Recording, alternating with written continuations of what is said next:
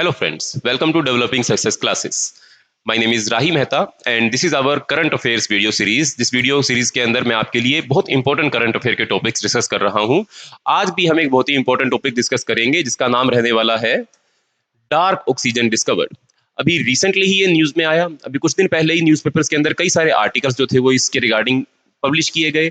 और ये जो टॉपिक है ये आपके कई सारे गवर्नमेंट जितने भी गवर्नमेंट के कम्पिटिटिव एग्जाम्स हैं उन सब के अंदर ये टॉपिक जो है वो इंपॉर्टेंट रहने वाला है। तो इस वीडियो को लास्ट तक जरूर देखिएगा।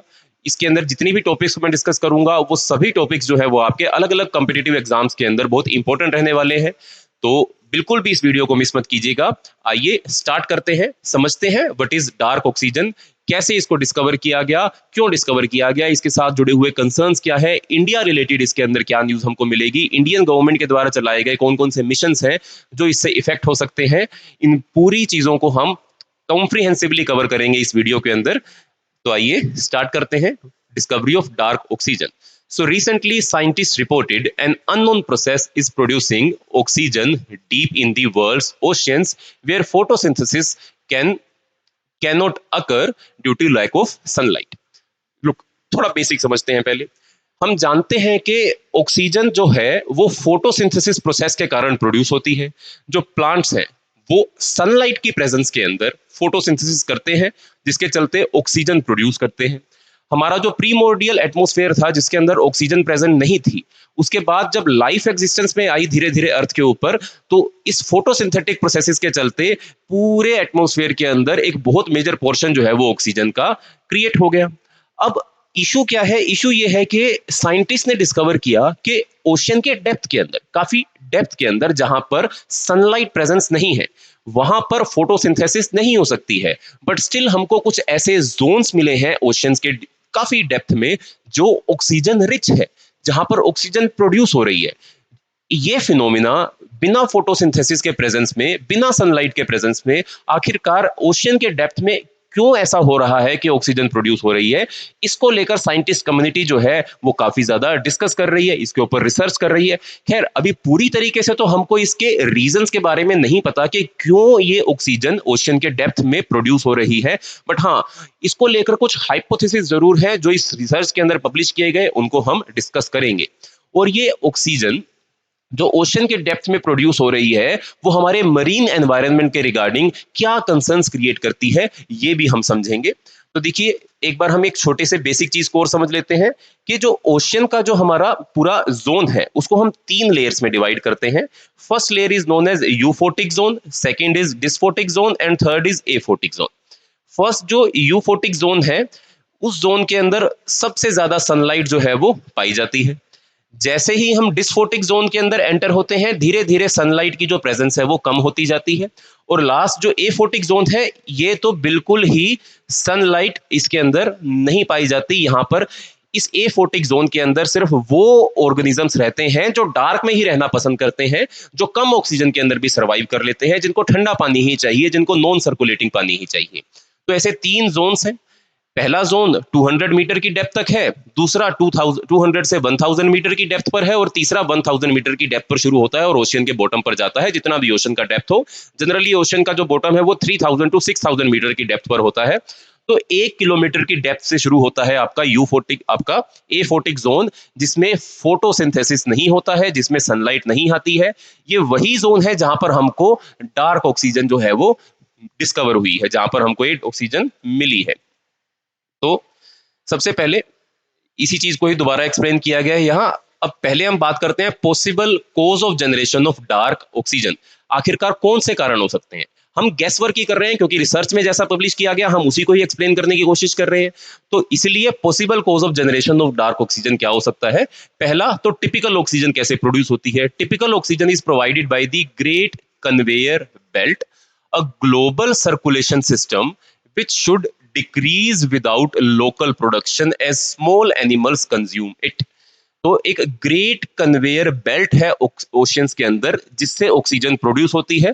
प्रोड्यूस तो फोटोसिंथेसिस के कारण ही होती है बट वो एक सर्कुलेशन सिस्टम के अंदर चलता है। ये ग्रेट कन्वेयर बेल्ट जो है इसको ही हम थर्मो हेलाइन सर्कुलेशन का नाम देते हैं। थर्मो यानी कि टेम्परेचर के कारण, हेलाइन यानी कि सैलिनिटी के कारण। ओशियन की लेयर्स के अंदर, अलग अलग ओशियंस के अंदर टेम्परेचर एंड सैलिनिटी की डिफरेंट लेयर्स होने के चलते ओशियन के अंदर करंट्स चलते हैं। कुछ थर्मोहलाइन करंट है और कुछ वैसे जो विंड के साथ करंट चलते हैं। कलेक्टिवली इन सबको हम कन्वेयर बेल्ट बोलते हैं, ग्रेट कन्वेयर बेल्ट बोलते हैं। अब ये जो ओशियन करंट्स हैं, ये थर्मोहलाइन सर्कुलेशंस जो हैं, ये ऑक्सीजन, ये न्यूट्रिएंट्स को ट्रांसपोर्ट करती हैं पूरे के पूरे ओशियंस में। जब न्यूट्रिएंट्स ट्रांसपोर्ट होते हैं तो वो फोटोसिंथेटिक करने वाले माइक्रो ऑर्गेनिजम्स, जिनको ये न्यूट्रिएंट्स चाहिए, वो इन न्यूट्रिएंट्स को कंज्यूम करते हैं, फोटोसिंथेसिस करते हैं, ऑक्सीजन प्रोड्यूस करते हैं, और ऑक्सीजन जो है वो पूरे ओशियन सिस्टम के अंदर धीरे धीरे धीरे धीरे स्प्रेड हो जाती है। तो ये थर्मोहलाइन सर्कुलेशंस जो है, जो ओशियन के हीट बजट को, ओशियन के सलाइन बजट को मेंटेन करती हैं, न्यूट्रिएंट्स को ट्रांसपोर्ट करती हैं, और उन मरीन ऑर्गेनिजम्स को हेल्प करती हैं जिनको ये न्यूट्रिएंट्स चाहिए। वो न्यूट्रिएंट्स एब्जॉर्ब करेंगे, फोटोसिंथेसिस करेंगे, ऑक्सीजन प्रोड्यूस होगी, और उस कन्वेयर बेल्ट फैशन के अंदर पूरे के पूरे ओशियन के अंदर डिस्ट्रीब्यूट हो जाएगी। तो ये तो टिपिकल ऑक्सीजन हो गया। अब इस डार्क ऑक्सीजन को लेकर जो हाइपोथेसिस है, वो हाइपोथेसिस कहता है, one hypothesis for oxygen production is that polymetallic nodules are transporting electric charges that split water molecules releasing oxygen। अब जी आखिरकार हुआ क्या? हुआ ये कि एक ओशन के हिस्से में कुछ साइंटिस्ट जो थे वो डीप ओशन माइनिंग कर रहे थे। डीप ओशन माइनिंग कर रहे थे यानी कि ओशन के डेप्थ पर मौजूद जो मिनरल्स थे उसको एक्सट्रैक्ट कर रहे थे। उन मिनरल्स को हम पॉलीमेटेलिक नोड्यूल्स कहते हैं। ये पॉलीमेटेलिक नोड्यूल्स जो है, पॉली मतलब कई सारे, मेटल यानी कि धातु, कई सारी धातुओं से, कई सारे मेटल से मिलकर बने हुए छोटे छोटे टुकड़े, जैसे लेट सपोज आलू के साइज के, प्याज के साइज के छोटे छोटे टुकड़े जो है, जो कई सारे मेटल से मिलकर बने हैं और ओशियन के बॉटम पर जो हमको मिलते हैं, उनको हम पॉलीमेटेलिक नोड्यूल्स बोलते हैं। क्योंकि ये मेटल के बने हुए हैं, मेटल ट्रांसपोर्ट करते हैं इलेक्ट्रिक चार्ज को। तो हाइपोथेसिस कह रहा है कि जो पॉलीमेटेलिक नोड्यूल्स हैं, जो मेटेलिक नोड्यूल जो बॉटम पर मिल रहे हैं, ये इलेक्ट्रिक चार्ज कैरी करते हैं। इलेक्ट्रिक चार्ज जब ये कैरी करते हैं, तब वाटर के जो मॉलिक्यूल्स, जिसका फॉर्मूला बचपन से ही हम जानते हैं, फॉर्मूला होगा उसका H2O। ये H2O जो है, ये स्प्लिट कर जाता है उस इलेक्ट्रिक चार्ज के चलते। हाइड्रोजन अलग और ऑक्सीजन अलग हो जाती है। That is why oxygen is getting produced in the deep ocean, जिसको साइंटिस्ट ने डार्क ऑक्सीजन का नाम दिया है। It is hypothesis, it is not confirmed yet, it is a one kind of hypothesis, जो ये सजेस्ट कर रहा है कि इन पॉलीमेटेलिक नोड्यूल्स और इनके इलेक्ट्रिक चार्ज को ट्रांसपोर्ट करने के चलते वाटर मॉलिक्यूल्स ब्रेक हो रहे हैं और ऑक्सीजन रिलीज हो रही है। It is a hypothesis. अब पॉलीमेटेलिक नोड्यूल्स की डेफिनेशन भी लिखी हुई है। Polymetallic nodules are lumps of iron, manganese, hydroxides and rock found on the ocean floor. However, the exact energy source for the nodules' ability to produce oxygen remains unclear. अभी तक हमें clear नहीं है इस बात को। आगे प्लेस ऑफ स्टडी। अब लोकेशन बेस्ड इंफॉर्मेशन हमारे लिए जरूरी है। हमसे लोकेशंस पूछी जाती हैं एग्जाम के अंदर। मैच दी फॉलोइंग में 3 लोकेशंस और वो कहाँ कहाँ पर मिलेंगी, हमको, हमसे ऐसे क्वेश्चंस पूछे जाते हैं, कई सारे एग्जाम से पूछे जाते हैं। तो डायरेक्ट क्वेश्चन आ सकता है कि ये जो लोकेशन है जिसका नाम है the Clarion Clipperton fracture zone, the Clarion Clipperton zone, जो मैक्सिको की वेस्ट कोस्ट में मौजूद है, जो पैसिफिक ओशियन में मौजूद है, वहां पर ये रिसर्च हो रही थी और वहां पर हमने ये डार्क ऑक्सीजन जो है वो डिस्कवर की है। तो इस मैप में देखिए, this is your North American coast line, this is your Mexico. इस मैक्सिको की वेस्ट कोस्ट पर this zone is known as Clarion Clipperton fracture zone, जहां पर ये डार्क ऑक्सीजन जो है वो साइंटिस्ट ने डिस्कवर की है।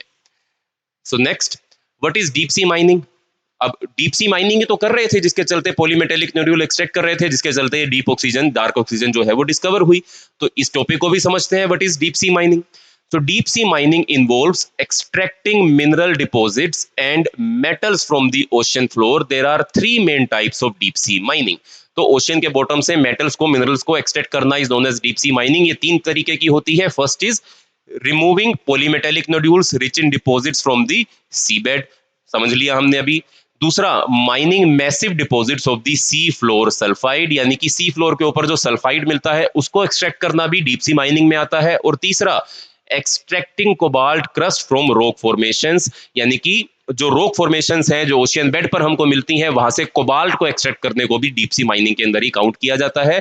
तो हमको दो चीजें एक्स्ट्रा और पता लगी कि ओशियन के फ्लोर के हम ऊपर हमको कौन कौन से रिसोर्सेज और मिल रहे हैं, कौन कौन से रिसोर्सेज को एक्सट्रैक्ट किया जा रहा है। पहला रिसोर्स तो पॉलीमेटेलिक नोड्यूल हो ही गया। दूसरा रिसोर्स सी फ्लोर के ऊपर सल्फाइड्स भी मिलते हैं जिनको एक्सट्रैक्ट किया जा रहा है, ये भी एक प्लस इंफॉर्मेशन हो गई हमारे लिए। तीसरा, कोबाल्ट को भी एक्सट्रैक्ट किया जा रहा है ओशियन फ्लोर से, सीबेड से, ये भी एक प्लस इंफॉर्मेशन हो गई हमारे लिए। यानी कि तीन चीजें, polymetallic nodule, C floor sulphide and cobalt, हम ओशियन के फ्लोर से हम एक्सट्रैक्ट करते हैं, जिसको डीप सी माइनिंग कहा जाता है। नेक्स्ट आगे बढ़ते हैं। एनवायरमेंटल कंसर्न्स इसके साथ जुड़े हुए क्या हैं? पहला कंसर्न है discovery of dark oxygen raises concerns about ecosystem damage. अब पॉलीमेटेलिक नोड्यूल की एक्सट्रैक्शन, ऑक्सीजन का प्रोड्यूस होना, अलग तरीके से प्रोड्यूस होना, उन जोन्स के अंदर ऑक्सीजन का पाया जाना जहां पर वो जनरली नहीं मिलती थी, ये इकोसिस्टम को डैमेज भी तो कर सकता है। बिकॉज वो सारा इकोसिस्टम अपने अंदर एक होमोजेनेटिक, एक इक्विलिब्रियम कंडीशन के अंदर मौजूद था। उसके अंदर अगर कोई भी नई चीज ऐड होगी, बी इट ऑक्सीजन इवन, कोई भी नई चीज ऐड होगी तो उससे उस इकोसिस्टम के कोलैप्स कर जाने का खतरा बढ़ सकता है। क्योंकि इकोसिस्टम्स में कोई भी नई चीज का ऐड होना या किसी चीज का रिमूव होना उस इकोसिस्टम के लिए एक तरीके का पोल्यूशन ही है। भले ही ऑक्सीजन हमारी लाइफ के लिए कितनी ज्यादा जरूरी है, but every ecosystem works in a different way, and if in that ecosystem oxygen which was not present earlier and now it is being found, it is a concern. So it is our first concern. Second, experts fear deep sea mining which remove polymetallic nodules could harm marine environment. क्योंकि आप जब polymetallic nodules को extract करते हो तो आप ocean के bed को रगड़ते हैं, तो आप उसमें से आप नोड्यूल्स को निकालते हैं, तो उसके चलते जो ओशियन है, जो मरीन एनवायरनमेंट है, वो हार्म हो सकता है। ये हमारा सेकंड कंसर्न। तीसरा, नवंबर 2023 study found deep sea mining creates mud plumes disrupting nutrient and reproductive cycles of species like deep sea jellyfish. तो 2023 की स्टडी है कि पॉलीमेटेलिक नोड्यूल को जब एक्सट्रैक्ट करते हैं तो उसके चलते क्रिएट होते हैं मड प्लूम्स, और वो मड प्लूम्स जो हैं वो जेलीफिश की रिप्रोडक्टिव साइकिल्स के साथ एक नेगेटिव रोल प्ले करते हैं, उसको नेगेटिवली इफेक्ट करते हैं। तो सिर्फ जेलीफिश ही क्यों नहीं, कई सारे बॉटम क्रस्टेशियन एनिमल्स हैं, कई सारे बेंथेटिक एनिमल्स हैं जो ओशियन फ्लोर पर हमको मिलते हैं, उन सबको ये नेगेटिवली इफेक्ट कर सकता है। सो हमको इस कंसर्न्स के ऊपर भी ध्यान देना है। अब इंडियन कंटेक्स्ट की बात कर लेते हैं। India plans to apply for licences to explore deep sea minerals in Pacific Ocean. India Pacific Ocean के अंदर डीप सी माइनिंग करने के लिए, पॉलीमेटेलिक नोड्यूल्स को एक्सट्रैक्ट करने के लिए लाइसेंस अप्लाई करने की कोशिश कर रहा है। फ्यूचर में हमारा प्लान है। इसके साथ 1987 के अंदर इंडिया पहला ऐसा कंट्री था जिसको UNCLOS,